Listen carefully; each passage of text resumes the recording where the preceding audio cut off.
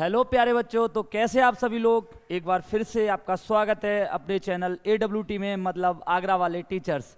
मैं नितेश राघव आपके लिए आज उपस्थित हूँ हमारी वही एक्टिव पैसेज की उस सीरीज़ को जिसमें मैंने आपके कंटेंट को अधूरा छोड़ा था। आज हम इस टॉपिक में नया तरीके से न्यू सेंटेंस को यहाँ पे समझेंगे। तो जिन बच्चों ने पिछली वीडियो नहीं देखी है, इसके 2 पार्ट मैं पहले भी बना चुका हूँ एक्टिव पैसिव को लेकर, और उम्मीद करता हूँ अगर आप उस वीडियो को देख लेते हैं, दोनों पार्टों को अगर देख लेते हैं, तो आपको किसी भी तरीके का कोई डाउट नहीं रहेगा। तो जो भी बच्चे बोर्ड की तैयारी कर रहे हैं, चाहे वो 12th के बच्चे हों, चाहे वो 10th के हों, इसके अलावा जो नॉन बोर्ड वाले बच्चे हैं 9th और 11th वाले, वो भी उन दोनों पार्ट को देखें, तभी आपको आगे चल के ये वाला पार्ट समझ में आएगा। तो प्यारे बच्चों, विदाउट डिले हम स्टार्ट करते हैं। आज का जो हमारा टॉपिक है एक्टिव पैसिव से रिलेटेड, वो है प्यारे बच्चों इंटरोगेटिव सेंटेंस का। पिछले वाले वीडियो में जो हमने डिस्कशन करा था, उसमें हमने असर्टिव सेंटेंस को 2 पार्ट में डिवाइड करके इजीली एक्सप्लेन किया था। अगर आपको उससे संबंधित डाउट्स रहते हैं तो आप मुझे कमेंट बॉक्स में जरूर बताइएगा। आज का जो टॉपिक है वो हमारा इंटरोगेटिव सेंटेंस। और इंटरोगेटिव सेंटेंसेस क्या होते हैं, पहले इसके बारे में समझ लेते हैं। ये सेंटेंसेस वे सेंटेंसेस होते हैं जिनमें एक तो लास्ट में क्वेश्चन मार्क आता है, और दूसरा सेंटेंस को पढ़ने के बाद कुछ ऐसा लगता है कि हाँ, इस सेंटेंस में कोई ना कोई क्वेश्चन पूछा जा रहा है, कोई प्रश्न पूछा जा रहा है, तो उसको हम कहते हैं इंटरोगेटिव सेंटेंस। और इंटरोगेटिव सेंटेंस जो होते हैं बेटा, वो 2 टाइप के होते हैं। एक होते हैं यस और नो टाइप्स, और एक होते हैं WH टाइप्स। थोड़ा सा इनके बारे में भी बात कर लेंगे, यस नो टाइप्स क्या होते हैं और WH टाइप्स क्या होते हैं। तो आप इंग्लिश और हिंदी दोनों में समझें। हिंदी में आप उनको कह सकते हैं interrogative sentence, yes no types, ऐसे वाक्य जो क्या से स्टार्ट होते हैं, जिनमें क्या प्रारंभ में ही आ जाता है, शुरुआत में ही आ जाता है, उनको कहते हैं yes no type interrogative sentence. यानी कि एक ऐसा वाक्य जिसका जवाब केवल हमें हाँ और ना में देना पड़ रहा है। केवल हाँ और ना में जवाब देने के लिए अगर कोई सेंटेंस हमसे क्वेश्चन कर रहा है, तो उसको कहेंगे इंटरोगेटिव सेंटेंस। जैसे have you finished your homework, क्या आपने अपना होमवर्क फिनिश कर लिया, तो आप आंसर देंगे हाँ और ना।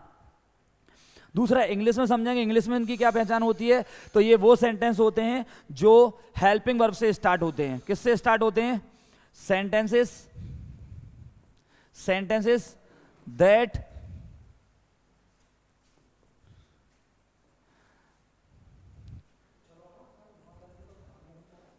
Start with helping verb. तो हेल्पिंग वर्ब के बारे में पहले भी बता चुका हूं आप लोगों को। हेल्पिंग वर्ब यानी कि is, are, am, was, were, has, have, had, do, does, did, may, might, can, could, will, shall, would, should, इनसे कोई भी सेंटेंस स्टार्ट होता है तो उसको कहेंगे यस नो टाइप। वहीं पे बात करें WH टाइप की, तो ये वो सेंटेंस होते हैं जिनमें WH वर्ड सबसे पहले आ जाता है। WH वर्ड सबसे पहले आ जाता है, उनको बोलते हैं WH टाइप। अब WH के बारे में भी मैं पहले बता चुका हूं आपको। WH वर्ड जैसे वाई, जैसे वेयर, जैसे वॉट, जैसे वैन, जैसे हाउ, जैसे हु, जैसे हुम, एंड एक्सेट्रा एक्सेट्रा। और भी जो WH वर्ड होंगे उनके बारे में बात करेंगे। तो एक टाइप के वो सेंटेंस जो हेल्पिंग वर्ब से स्टार्ट होते हैं, या फिर जिनका जवाब हाँ और ना में देना होता है, तो उनको बोलते हैं यस नो टाइप। एक ऐसे सेंटेंस जो WH वर्ड से स्टार्ट होते हैं, WH वर्ड ये आपके सामने लिखे हुए हैं, इनसे स्टार्ट होने वाले सेंटेंस बोले जाते हैं आपके WH टाइप इंटरोगेटिव सेंटेंस। तो ये तो रहा इंटरोगेटिव सेंटेंसेस के बारे में। लेकिन कॉन्सेप्ट जो हमारा है कि हम इनका एक्टिव से पैसिव कैसे बनाएंगे, तो फर्स्ट वाला पॉइंट ले लेते हैं हम इसमें, यस और नो टाइप्स। यस और नो टाइप्स, तो इनको हम 2 पॉइंट में खत्म करेंगे। केवल इसके 2 ही पॉइंट लेंगे, उसी से आपके सारे डाउट क्लियर हो जाएंगे। यस नो टाइप्स, पहला पॉइंट ये रहेगा बेटा, पहला पॉइंट रख लेते हैं कि कोई भी सेंटेंस एक ऐसा है जो डू, डज और डिड से स्टार्ट होता है। ये 3 हेल्पिंग वर्ब याद रखेंगे, डू, डज और डिड। उसके बाद में क्या रहेगा, इसमें सब्जेक्ट रहेगा, सब्जेक्ट के बाद इसमें वर्ब रहेगा, वर्ब के बाद इसमें ऑब्जेक्ट रहेगा, देन ETC, और लास्ट में प्लेस कर लिया हमने question mark.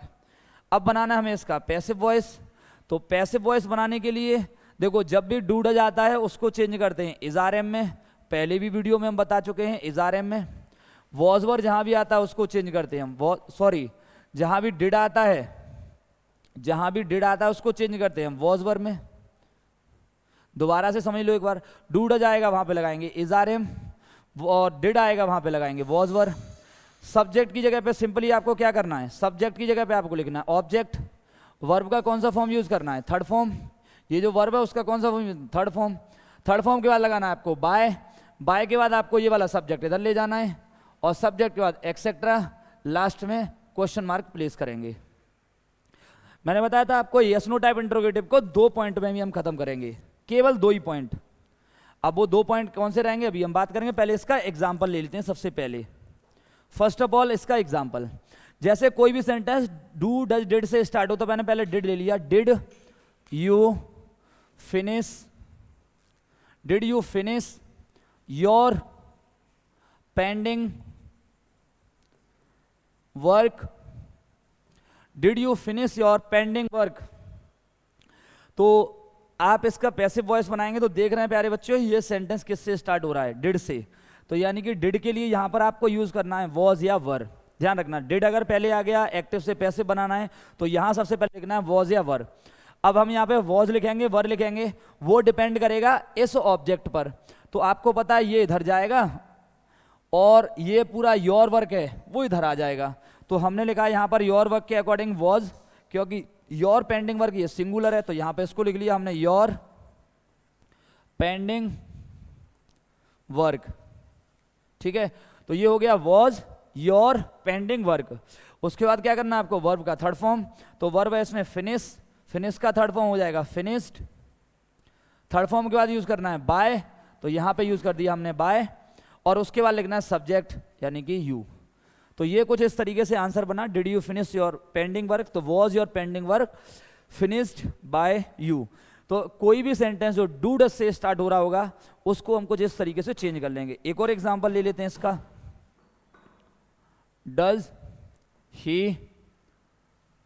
Does he play the game daily. Does he play the game daily. चलो भाई चेंज करते हैं इसको सिंपल तरीके से। तो जब भी डू डज आएगा इज़ारएम लिखना है। अब इज़ारएम किसके अकॉर्डिंग आएगा, पहले तो आप इस सब्जेक्ट को इधर ले जाओ और ऑब्जेक्ट को वर्ब के इधर ले आओ। क्योंकि द गेम सिंगुलर है तो यहां पे लगा लेंगे इज, इधर लिख लिया हमने the game.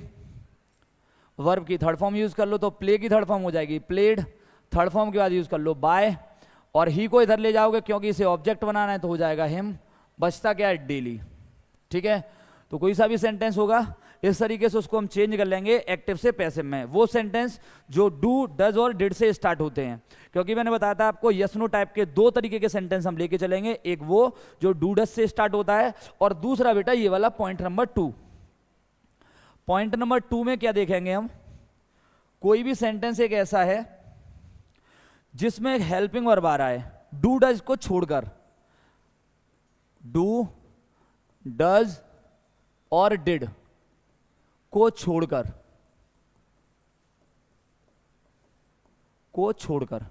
Do does did को छोड़कर कोई सा भी हेल्पिंग वर्ब आ रहा है, और हेल्पिंग वर्ब के बाद दिया यहां पर सब्जेक्ट, सब्जेक्ट के बाद दिया हुआ है बेटा यहां पर वर्ब, और वर्ब के बाद दिया हुआ यहां पर बेटा ऑब्जेक्ट, ऑब्जेक्ट के बाद ईटीसी, एंड लास्ट में क्वेश्चन मार्क। चेंज करेंगे इसको बहुत सिंपल तरीके से। हेल्पिंग वर्ब जैसा है उसको वैसा ही प्लेस करेंगे, कुछ भी चेंजेस नहीं करने वाले हैं। सिंगुलर होगा तो सिंगुलर लगाएंगे, प्लूरल होगा तो प्लूरल। उसके बाद सब्जेक्ट की जगह पे लिखेंगे ऑब्जेक्ट। अब इसमें करना क्या है कि अगर डू डज डिड को छोड़कर कोई सा भी हेल्पिंग वर्ब आता है, हेल्पिंग वर्ब दोबारा से याद कर लो, is are am was were, do does did, has have had, will shall may might can could, ये सभी कौन से होते हैं, हेल्पिंग वर्ब होते हैं। तो इनमें से डू डज डिड को छोड़कर कोई सा भी हेल्पिंग वर्ब आता है तो आपको क्या करना है, ऑब्जेक्ट के जस्ट बाद या तो बी लिखना है, या बीइंग लिखना है, और या फिर बेटा बीन लिखना है। ये 3 वर्ड अपनी तरफ से प्लेस करने हैं जब हेल्पिंग वर्ब डू डज नहीं दिया हो। उसके बाद आपको यूज करना है वर्ब का थर्ड फॉर्म। थर्ड फॉर्म के बाद लिखेंगे आप बाय, और बाय के बाद जस्ट आप लिख देंगे यहां पर सब्जेक्ट जो कि ऑब्जेक्ट में कन्वर्ट होगा, लास्ट में ईटीसी एंड क्वेश्चन मार्क। अच्छा, बी कब लगाएंगे वो भी आपको बता दिया था। वी कब लगाते हैं, जैसे कोई भी मॉडल वर्ब दिया हो, will shall, may might, and बाकी मॉडल वर्ब में आपको पिछली वीडियो में बता चुका हूं पहले ही। बीइंग कब लगाएंगे, जब वर्ब का फर्स्ट फॉर्म प्लस आईएनजी दिया हो, वर्ब का फर्स्ट फॉर्म प्लस आईएनजी दिया हो तब आप लगाएंगे बीन, बीइंग। और बीन का यूज कब करेंगे, जब सेंटेंस में दिया हो हैज, हैव और हैड। हैज, हैव, हैड के साथ में दिया हो बेटा थर्ड फॉर्म, तो वहां पर आप यूज करेंगे बीन।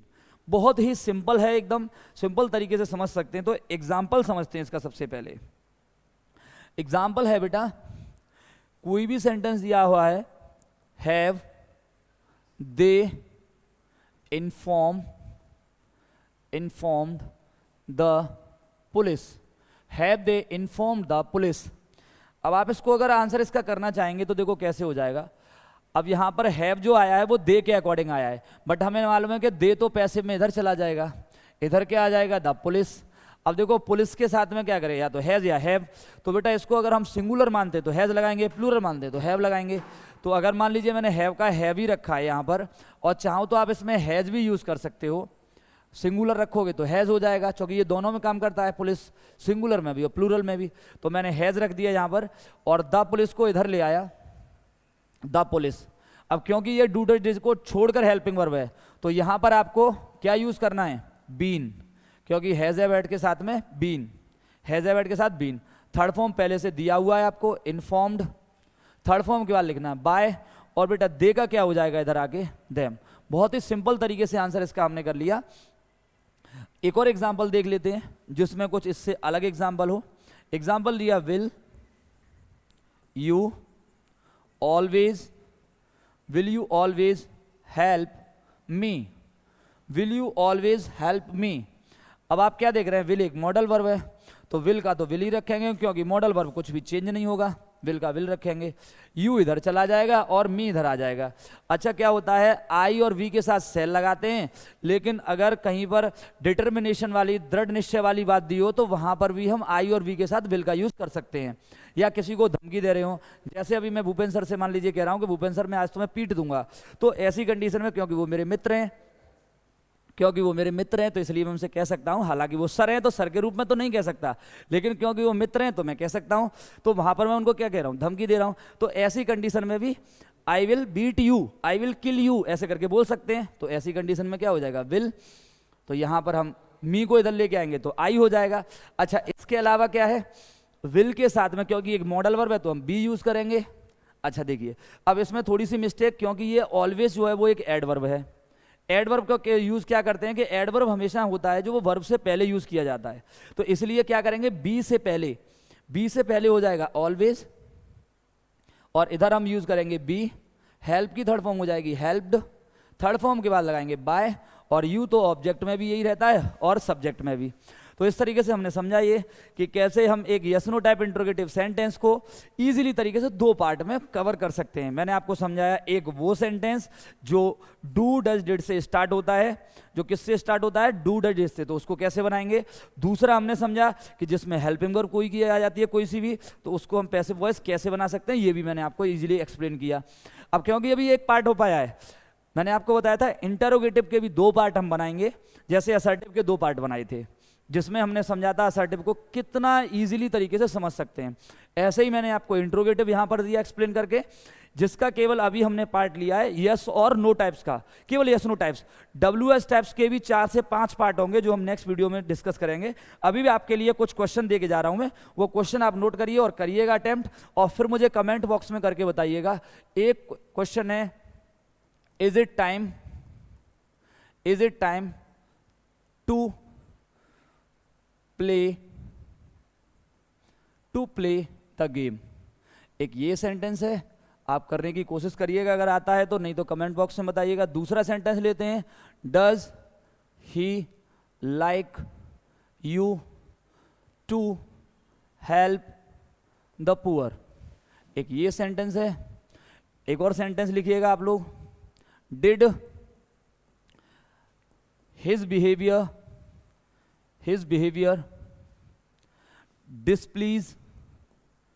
Displease you. एक ये सेंटेंस है। और एक और सेंटेंस लिखिएगा, are there some boys to reward. Reward का मतलब होता है बेटा सम्मान करना। तो आप एक ये सेंटेंस और एक लास्ट वन सेंटेंस है,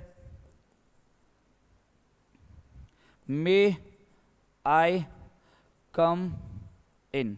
ये भी यस नो टाइप का है। तो प्यारे बच्चों, मैंने यहाँ पर आपको 5 सेंटेंस दिए जो सभी यस नो टाइप के हैं, क्योंकि वो सेंटेंस हैं जो हेल्पिंग वर्ब से स्टार्ट होते हैं। आप करके देखिएगा, अगर आपको आते हैं that is well and good, नहीं आते तो आप मुझे कमेंट बॉक्स में जरूर बताइएगा, मैं आपको उसका आंसर जरूर भेजूंगा। तब तक के लिए आप जुड़े रहिए हमारे चैनल के साथ। जैसा कि मैंने आपको बताया था कि बहुत जल्दी हमारी टीम बोर्ड वाले बच्चों के लिए लाइव सेशंस, एमसीक्यूज की क्लासेस और इसके अलावा जो अनसोल्ड पेपर हैं, प्रीवियस ईयर क्वेश्चन पेपर हैं, उनकी क्लास जल्द से जल्द शुरू करने वाले हैं। तो आप हमारे चैनल से जुड़िएगा। तब तक के लिए जय हिंद।